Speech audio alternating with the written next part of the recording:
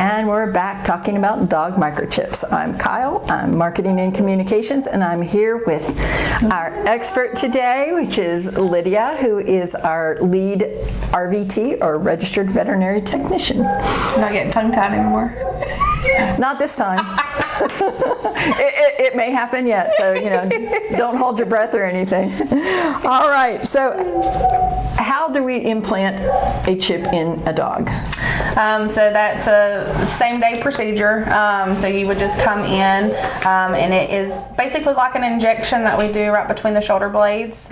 Puts a little piece, looks like a grain of rice is how they say it, implanted underneath the skin between the shoulder blades that we scan with a microchip that would be identification for your pet.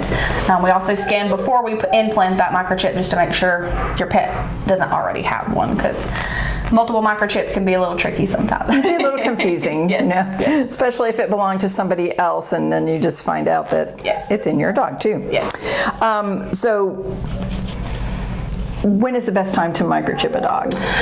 Any time is fine. We know we have puppies that come in and people want to get it done right away. That's fine. There's not really an age limit, I would say, that you would. And of course, like young, we wouldn't do it on. But once they start coming in for their puppy series, that's a good time to do it. Sooner than later is the best time. Some people opt to do it whenever they have their pet spayed or neutered, because it is an injection. It's a little bit bigger needle than your normal injection, so there may be a little bit of discomfort. So some people opt for us to just do it whenever they're under for anesthesia and they're not having to feel it. So yeah, always good to have some kind of identification on your puppy as soon as you get it. Yes. Just so at least there's that much there. Yeah. And you kind of explain this. Is dog microchipping painful?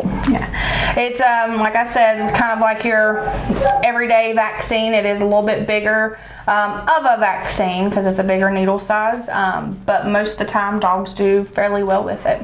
Yep. So are there any risks or side effects with the microchip? Other than injection site problems? I've never seen any. Yep. There may be a little bleeding afterwards. That's very rare though that you'll see that, but other than that. So is there a recovery period needed? There's no recovery period needed, so when they leave our office, they are free to do whatever they were doing before. But just not getting into trouble, we hope. Yes, hopefully not.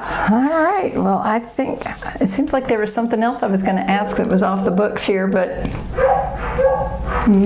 we can't think of it, so I might add it if I think of it later. So anyway, that's it for this series, and we'll see you next time. Bye. Thanks. Bye.